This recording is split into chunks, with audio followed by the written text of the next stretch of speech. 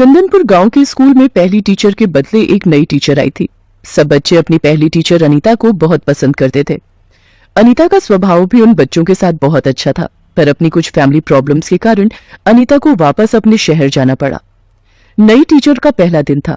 बच्चे लाइन लगाकर खड़े थे। हाँ, तो मेरा नाम है मंजुलिका। क्या नाम है मेरा? सभी बच्चे मंजुलिका का नाम दोहराते हैं। उनमें से एक बच्ची निशा नाम ठीक से नहीं ले पा रही थी। ए इधर आ लड़की, क्या नाम बुलाया तूने मेरा? मंजुलिका। निशा के ऐसा कहते ही सारे बच्चे जोर से हंस पड़े। ये देखकर मंजुलिका का पारा हाई हो गया। उसने हाथ में पकड़ी डंडी जोर से निशा के हाथ पर मारी। निशा चिल्ला पड़ी और हंसते हुए बच्चे सहम गए। बड़ी हंसी आ रही थी ना? तुम सबको अभी बताती हूँ मैं। मंजुलिका सबको डंडे से बहुत पीटती है।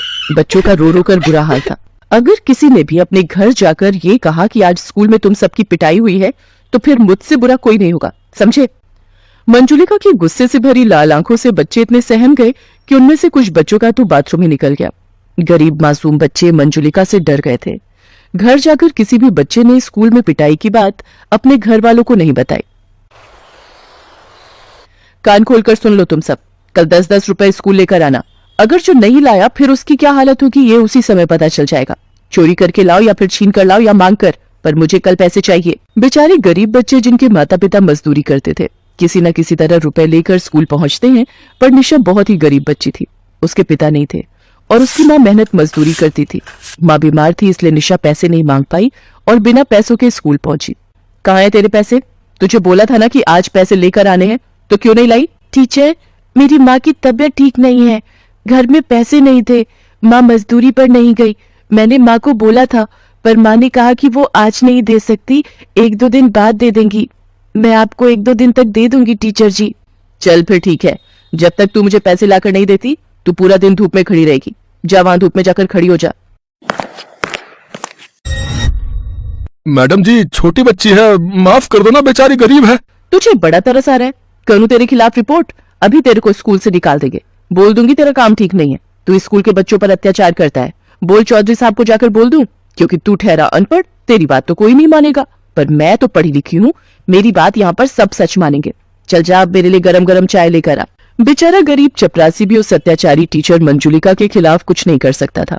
चपरासी दीनू जानता था कि मंजुलिका बहुत चालाक है, वो उसके ऊपर कोई भी गलत इल्जाम लगा सकती है, इसलिए वो चुप हो जाता है और बच्चों पर हो रहे अत्याचार सहन करता रहता है। निशा धूप में खड़ी रही। गर्मी का मौसम था। निशा की तबीयत बहुत खराब हो गई। उसे तेज बुखार चढ़ गया और वो स्कूल नहीं गई। ये बुखार की गोली समय समय पर देनी है। गर्मी का बुखार है, समय समय पर पानी पिलाना है, बच्ची को प्यासा नहीं रहने देना है, ठीक है? और कोई चिंता की बात नहीं है। गुड़िया रानी बहुत जल्दी ठीक हो जाएगी। ठीक है वैद्य जी। 2-3 दिन बाद जब निशा की तबीयत में सुधार आता है तो वो स्कूल पहुंचती है। 10 रुपए उसके हाथ में ही थे, क्योंकि वो जानती थी कि अगर वो पैसे नहीं ले गई तो टीचर उसको बहुत मारेगी और सजा देगी। मंजुलिका जी, ये घड़ों का इंतजाम मैंने कर दिया है। यहाँ पर ये 2 बड़े घड़े पानी के लिए रखवा दिए हैं। दीनू, इसमें ठंडा पानी भर दो, ताकि मंजुलिका जी को गर्मी में पढ़ाने में कोई दिक्कत ना आए। सामने घड़ा बच्चों के लिए भी रख दो। स्कूल में बच्चों को भी तो गर्मी और प्यास लगती है। शुक्रिया चौधरी साहब, गर्मी में सच में बहुत प्यास लगती थी। बार बार कुएं से पानी मंगवाना पड़ता था, और फिर बच्चे भी छोटे हैं, उन्हें भी बहुत प्यास लगती है। आपने ये ठीक किया। और कोई काम हो तो आप दीनू के हाथ कहलवा दीजिएगा। आखिर आप हमारे गांव के गरीब बच्चों को स्कूल में पढ़ा रही हैं, हमारे गांव के लिए इतना कर रही हैं, तो हमारा भी कुछ फर्ज बनता है। आपको हमारे गांव के गरीब बच्चों को पढ़ाने के लिए भेजा गया है, ये बहुत बड़ी बात है।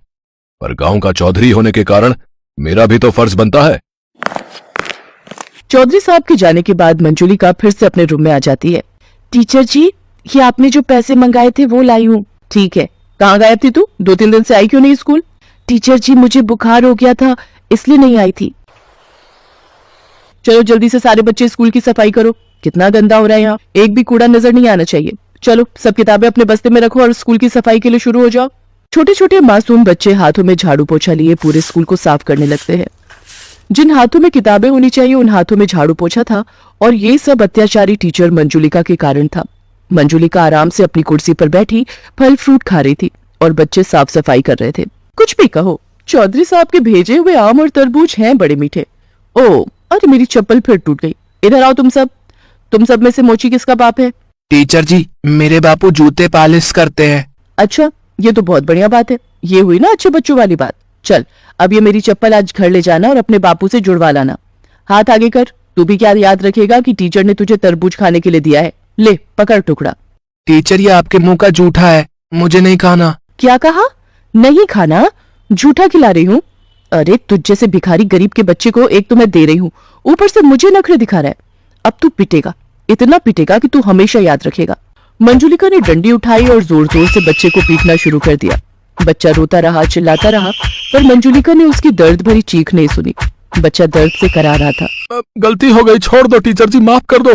किसी तरह चपरासी दीनू उस बच्चे को मंजुलिका से छुड़वा लेता है, पर दीनू बहुत परेशान हो चुका था। मंजुलिका ने हद पार कर दी थी। उसे समझ ही नहीं आ रहा था कि वो किस तरह से मंजुलिका की सच्चाई चौधरी और गांव के सब लोगों को बताए। बच्चे भी बहुत डरे हुए थे। और फिर एक सुबह, अरे आज दूसरे घड़े में तो पानी ही नहीं है, बहुत प्यास लग रही है। वो दूसरे घड़े में देखते हैं, शायद उसमें पानी होगा।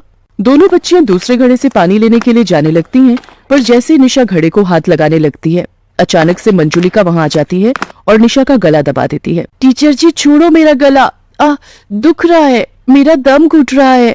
मेरे से बिना पूछे गरीब भिखारिन अछूत घड़े को हाथ लगाती है, आज तेरी खैर नहीं। तभी दीनू के साथ गांव के चौधरी साहब और बाकी गांव वाले भी आ जाते हैं, जिनमें निशा की माँ भी होती है। छोड़ उस लड़की को, छोड़ उसे। चौधरी साहब, अब आप? अरे मैं तो। तभी निशा की माँ मंजुलिका को जोरदार थप्पड़ लगाती है। निशा अपनी माँ से लिपट कर रोने लगती है। माँ ये टीचर बहुत गंदी है, हमें बहुत मारती है माँ। मेरी बच्ची। ललन, इंस्पेक्टर साहब को फोन मिला, इस टीचर को कड़ी से कड़ी सजा होगी। माफ कर दीजिए चौधरी साहब, आइंदा ऐसा नहीं करूंगी। चौधरी साहब, कब से सोच रहा था कि इस अत्याचारी टीचर की शिकायत करूं। पता नहीं भगवान ने मुझे कहां से हिम्मत दे दी और मैंने आपको कल रात सब कुछ सच सच बता दिया। आपकी आंखों के सामने गुनहगार है चौधरी साहब। इन गरीब मासूम बच्चों पर बहुत अत्याचार हुआ है। कहते कहते दीनू रो पड़ता है। आज उसने हिम्मत की और गांव के गरीब बच्चों को एक अत्याचारी टीचर से मुक्ति दिला दी। मंजुलिका को सजा हो जाती है और उसके सारे सर्टिफिकेट छीन लिए जाते हैं। उसके क्रूर और अत्याचारी स्वभाव के कारण आज उससे एक टीचर का पद छिन जाता है। सबके आग्रह करने पर फिर से बच्चों की प्रिय टीचर अनीता को वापस बुला लिया जाता है। अनीता भी जब बच्चों के साथ हुए अत्याचार के बारे में सुनती है तो उसकी भी आंखें भर आती हैं। मासूम बच्चे बहुत खुश थे क्योंकि उन्हें अपनी प्यारी टीचर फिर से मिल गई।